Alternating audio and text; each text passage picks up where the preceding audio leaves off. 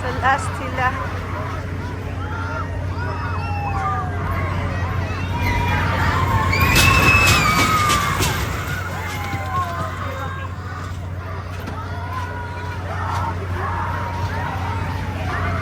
Ako kaasa pa ng ano sa'yo.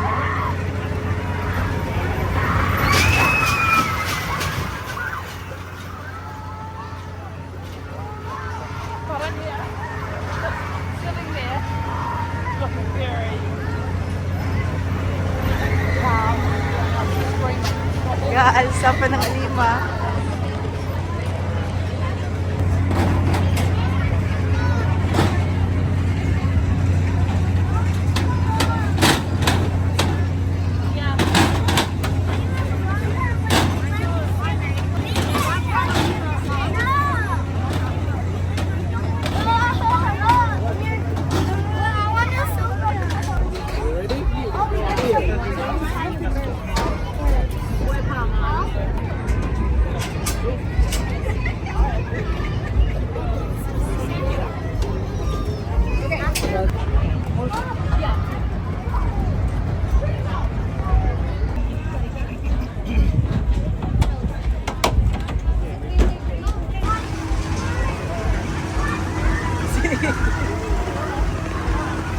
Hi, Sayon!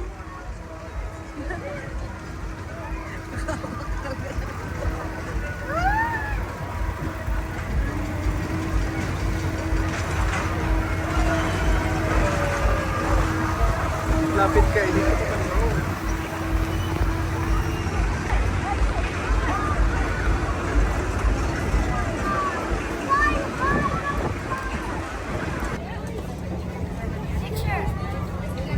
Sure?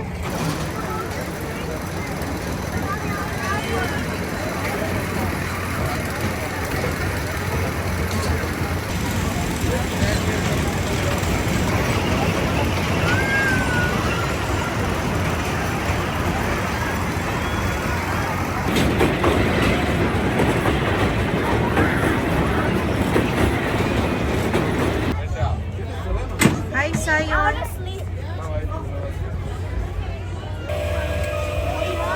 Sayon!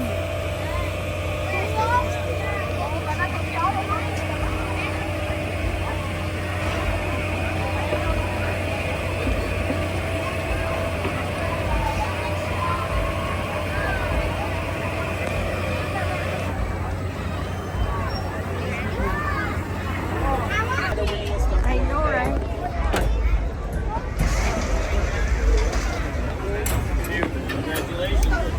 Dito tayo sa hotel. Ilang tao?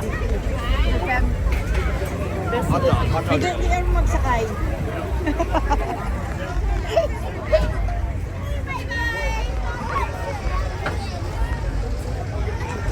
Sayon! Mamaya na, babe.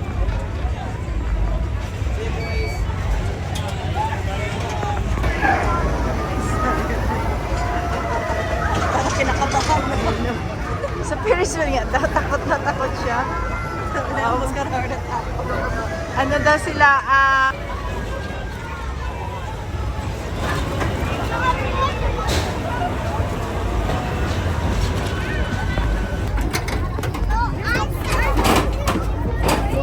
Come here. let's go, Zion. Wait, what's your name?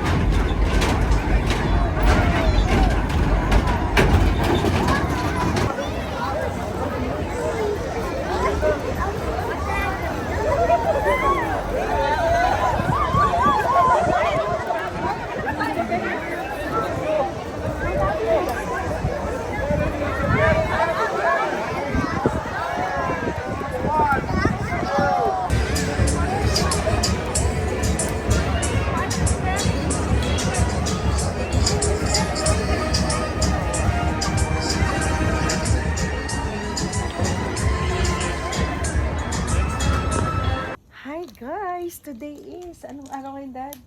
Tuesday. Today is Tuesday, July 8. Guys, sobrang init dito ngayon sa Calgary. So, dito kami sa labas ngayon nagluluto. Nagpiprito ako ng galunggong para sa dinner namin. Ang time check is, anong oras na, Dad? 5? 4. Magpa 5 na, no? Magpa 5 na, guys. Pero ang tirik pa ng araw, parang ano pa lang, parang 1. Parang alauna pa lang dito. Grabe, sobrang init. As in, ang init. 31 ngayon, Daddy, no? 31 degrees or more ang init. So, hindi kami nagluto sa loob ng bahay kasi sobrang init doon pag nagluto. Iinit lalo yung loob ng bahay. So, dito kami nagpiprito ng galunggong. Ayan, tignan nyo naman ang paligid. Sobrang bright na bright, tirik na tirik ang araw. At tingnan nyo yung aming halaman. Update nga pala guys sa aming halaman. Malalaki na last. Kailan tayo nagtanim, Daddy? Ha? May? May tayo nag-start magtanim, no? June na, late na yun. No. Yeah, mga May, Dad. Mga May kami nagtanim. Daddy, sunog. Wait lang, nasusunog yung galunggong. Oh my God. Tatalsikan. Ay!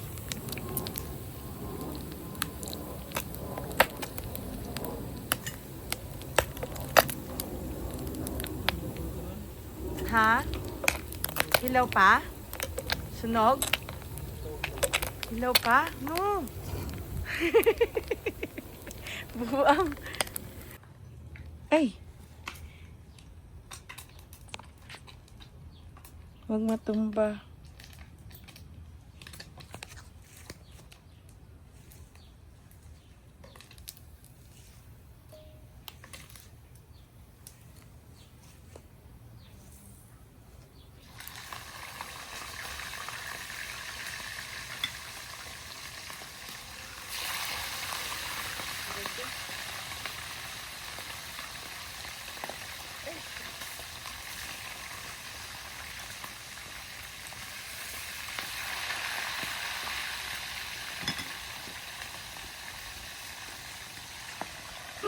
Nagtatalsikan ang galunggong.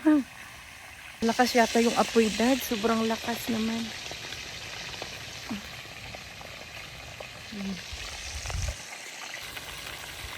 Gamit namin ay gitin, guys. Ayan. Si Daddy, anong ginagawa mo, Dad? Gapangan ng kalabasa. Right? Ha?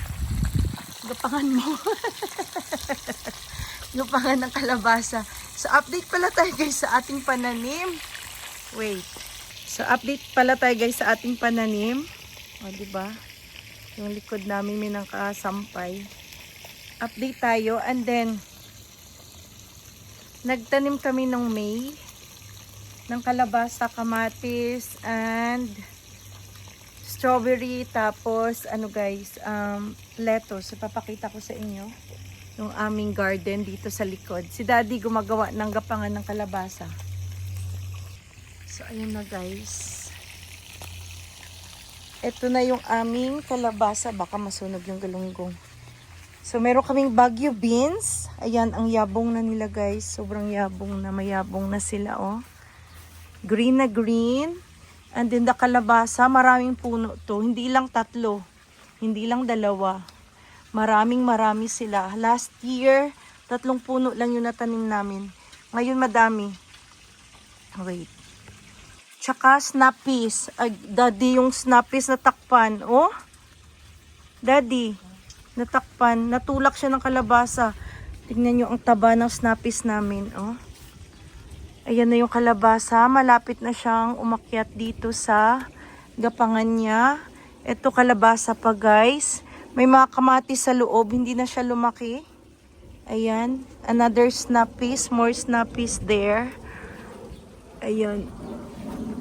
And yung pechay. May pechay kami na tinanim. Pero, tumatanda siya agad. Meron kami dyan sa loob na ampalaya. 2. 3 yan guys. Namatay yung isa. So, tingnan natin kung aabot yan ng August. Kung mamunga. And then the rest ay sitaw. Kuribod. Hindi siya lumaki. Ayan no. Yan yung ating sitaw. Last year, naka-harvest kami ng sitaw. Ngayon, I don't know.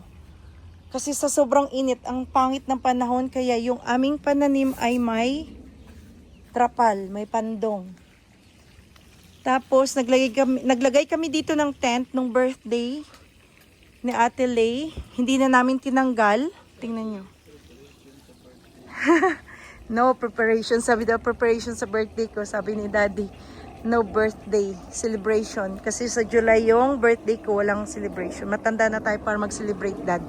So, hindi namin tinanggal yan. Ang purpose ay para hindi mainitan yung kalabasa at mga Baguio beans. Kasi nakita ko, guys, ang ingay ng eroplano. Oh, tingnan nyo yung eroplano. Asa na yun? Nakikita nyo ba? Maingay siya. Padaanin muna natin yung eroplanong yan. Ang lakas. Kasi nakita ko sa kapitbahay namin, guys, nung unang tanim niya, sobrang taba ang lalago. Pero, ngayon nanilaw kasi nakatutok yung init doon. Diyan lang sa may labas nila kasi. Ito, natakpan ng tent. So, maganda siya. Maganda ang tubo. Tingnan nyo. Sana makaharvest tayo ng madaming kalabasa. Like last year, nakaharvest kami ng mga 15 na bunga na kalabasa.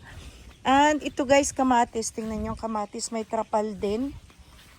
Kasi nung hindi namin nilagyan yan, muntik na rin mamatay. Ayan, may trapal yan. Tinatakpan namin kapag sobrang init. Pag hindi ganun kainit, binubuksan din namin siya, tinatanggal. Tingnan nyo, oh. Kahit nga ano, dado, nalalanta pa rin. May trapal na, oh. I think itaas to ng ganyan. Mamaya, tukudan ko yan. Tingnan nyo, may pandong. At itong lettuce ko, ang dami guys. Tinanim ko lang sa styro. Nagsikipan silang lahat. Hindi na lumaki pero ang dami niyan. May pandong din. Yung styro na yan, galing yan sa salmon. Yung takip, ginawa kong pandong. Tapos may barbecue stick lang. And then, tingnan nyo naman yung aking strawberry. Daddy, yung ano ha? Galunggong. Ang taba ng aking strawberry, guys. Namumulaklak na sila. Yung isa may bunga na. Ayan, oh. May bunga na, oh, yan. Nakikita nyo ba? May bunga na ang taba. Yung pataba ko dyan, guys, ay bituka ng isda. Tapos, dinidiligan ko ng dugo ng isda. Yung hinugas pala. Hinugas ng isda. Tingnan naman, green na green na green. First time kong nagtanim ng strawberry. Sana bumalik next year kasi perennial yan. Daddy, yung ano, wait guys. Vlog pa more. Yung pinirito. Oh my God. Ano ko lang sa galunggong. Grabe ang talsik. Ah.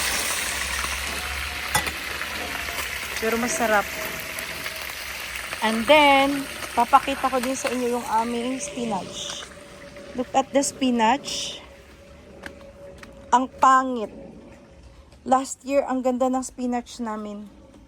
Ngayon, oh, ang pangit na guys. Namulaklak siya agad, tumanda agad. Hindi pa ako naka-harvest dyan. Pero ganyan yung itsura niya. Yan oh.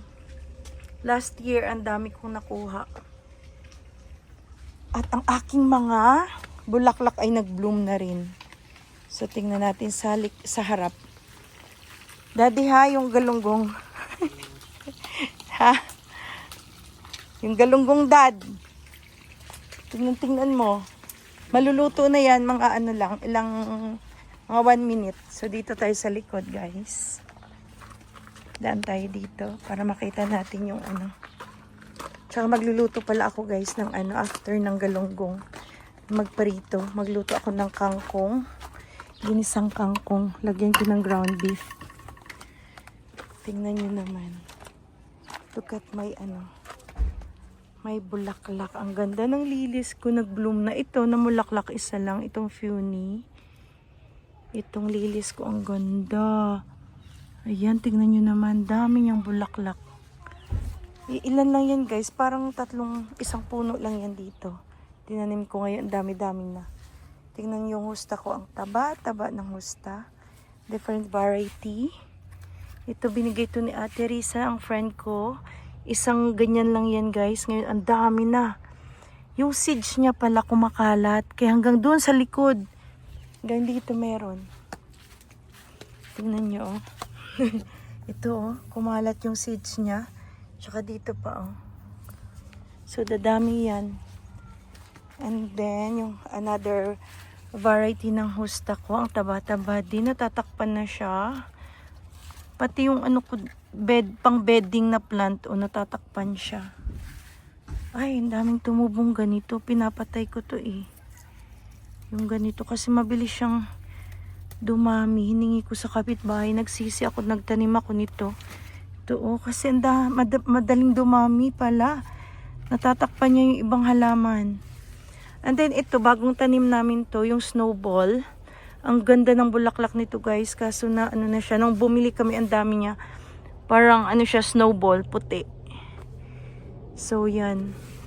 Kakabili lang namin this year. Kakatanim lang. Hopefully next year, babalik siya. Pero ang taba niya, oh, in fairness.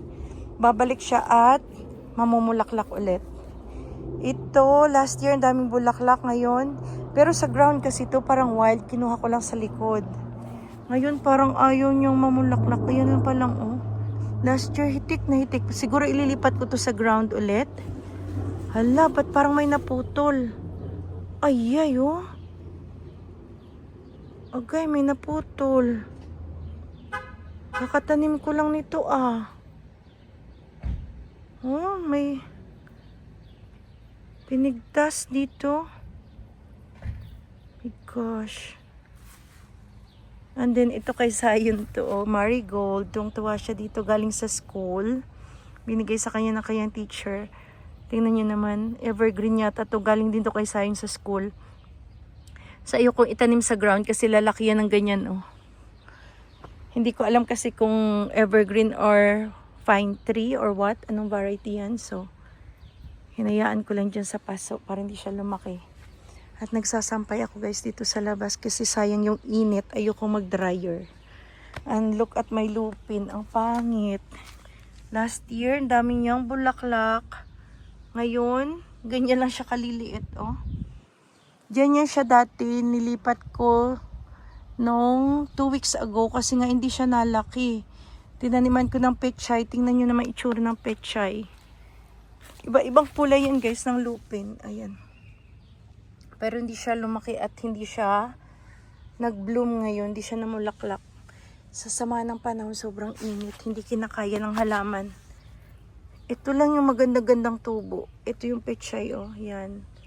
Pero hayaan ko lang yung mga bulaklak niya. Maybe next year, pag nahulog yung mga bulaklak niya, maraming tutubo dyan. And then may kamatis din kaming tinanim na hindi rin lumaki. Pinatubo yan ni Arbil. And then yung peony ko. First time niyang mamulaklak this year. Supposed to be, pero may nagpitas guys.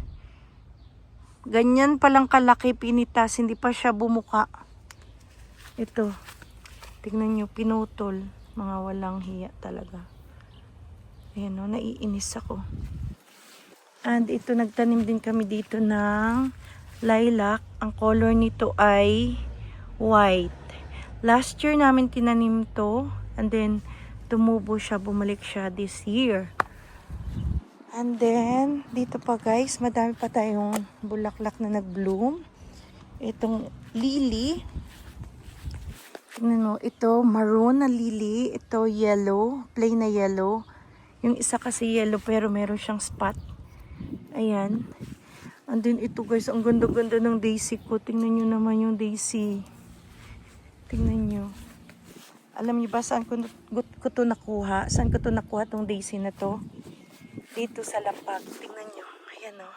Dito, tumubo lang siya last year. Nakita ng kapatid ko ni Dabong. Tapos tinransfer niya dyan. Ganyan lang siya kaliit last year. Nung tinransfer namin siya dyan, tingnan nyo ang taas. Siguro mga 2 roller yan. Ang ganda, ang tagal pati mamatay ng bulaklak ng daisy na yan. Gusto ko sana ilipat sa ano, mag-cut ako, ilagay sa flower base, pero sayang naman. Hayaan ko lang dyan. And I think may seeds to. So pag namatay yung bulaklak niyan, ipunin ko. Try ko kung merong seeds. para dumami siya kasi ang ganda niya talaga. Grabe, ang ganda. Hitik na hitik sa bulaklak. And ito color white na lily. Mataas naman siya, oh. Matangkad siya na lily. Color white, di pa siya bumubuka. Hindi pa nagbo-bloom yung bulaklak. And ito pa, may maroon pa. And ito, another lily. Tingnan nyo naman. Ito, isang puno lang to. Ang bilis niyang dumami. Ito ang pinakaunang namumulaklak. Ano naman siya, guys? Color maroon. Tanggalin ko muna yung damo. So, color maroon siya, guys. Ito. So, may bunga na siya kasi nauna siyang mamulaklak. And then, another hosta. Ito yung bee balm, guys. Ang ganito, ganda nito. May pink ako nito tsaka maroon. Inaantay ko mag-bloom. Para siyang plastic pag tiningnan mo. Sabi nga ng kaibigan ko, akala niya plastic nakatanim dyan. Kasi hitik na hitik din yan sa bulaklak. Hanggang doon yan, guys. Ang dami kong bee balm. Papakita ko sa inyo pag nag-bloom na yung bee balm namin. Ayan, no? Hindi ko alam kung saan dito yung color maroon. Maraming hosta. Ayan, hosta na mamumulaklak na rin yung isa kong hosta. Ibang variety din yan. Ayan, ang dami. Ito purple to, guys. Mamumulaklak. Namumulaklak din to. Ayan. Puro perennials yan, guys. Bumabalik yan after ng winter. Sa spring. So, hindi ako bumibili ng ng hindi perennials kasi sayang yung pera ko, di ba? Tingnan nyo, ang ganda ng aking munting garden. Ang taba ng aking mga bulaklak. Balik na tayo dun, guys, sa aking niluluto. Ala, sumara. Ay, hindi. Balik na tayo dito sa aking niluluto. Baka masunog na yun. Wait lang, lock natin yung gate. Every year, bumili kami dalawa, isa na perennials para hindi magastos kasi mahal, guys. Mahal na ngayon. Doble na yung presyo. Buko, sorry. Kagaling ko lang ng trabaho. Tang init dito. So, at ang mahal, doble na yung price ng ng bulaklak. So, hindi kami bumili ng marami. Isa lang yung nabili namin ngayon, yung snowball lang. Pero, the good news is, pinapapunta ako doon ng friend namin sa bahay nila. Ang dami niyang tanim na perennials at bulaklak. Sobrang ganda ng garden. Kapag pumunta kami doon, magbablog ako kasi sobrang ganda ng garden ni ate. Pupunta kami doon. Makunguha talaga ako ng halaman para libre. Hindi na ako bibili, guys. Ang dami niyang rose. Ang dami niyang iba't ibang lily. So, kukuha ko doon ng another kulay ng lily. And then, mga lupin. Basta madami siyang bulaklak. Papakita ko iba-iba. And then si daddy, tingnan nyo. Nilalagyan niya ng gapangan yung kalabasa. Kasi tinutulak na yung yung harang. Yung lambat. Tsura namin, guys. Ang itim-itim na sa sobrang init dito. Pag nagda-drive, sunog yung balat mo. Kasi yung kulob ng init sa sasakyan, grabe mangingitim ka. Plus, paglabas ng sasakyan, sobrang init.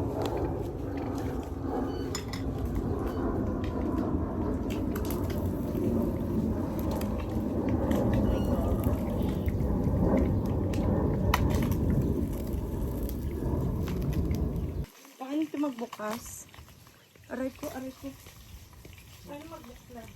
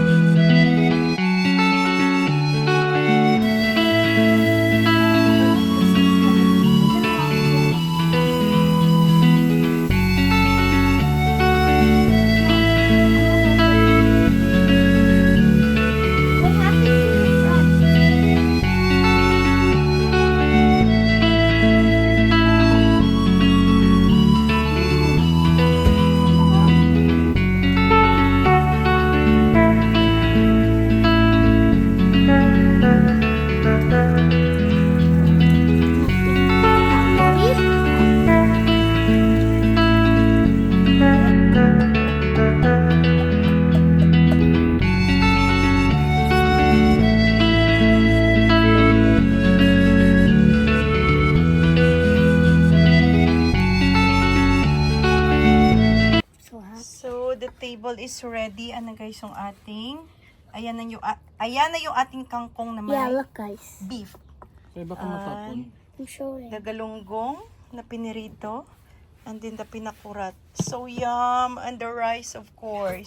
Oh, I got Oh, sting. napasok si Sayon. Oh. I Ayan got ang sting by yummers the nito, edges. kangkong. Kasi sale to dad sa Hong Kong ngayon. Kaya dalawa binili ko para sa Sinigang. Remember see a black creature I with love the tentacles. dinner Mom, tonight. I saw a black creature with tentacles there. Where? Here. Oh, really? Oh. So, si ate wala dito at si Dabong. Si Dabong nag-work sa ate pumunta ng Stampede sa peryahan. So, si Sayon lang ako at si Daddy ang mag-dinner tonight. I want some. Soda. Eat mo na. Yeah. Huwag madami, mami. I want some. You want just the sabaw? Yeah. I want also beef.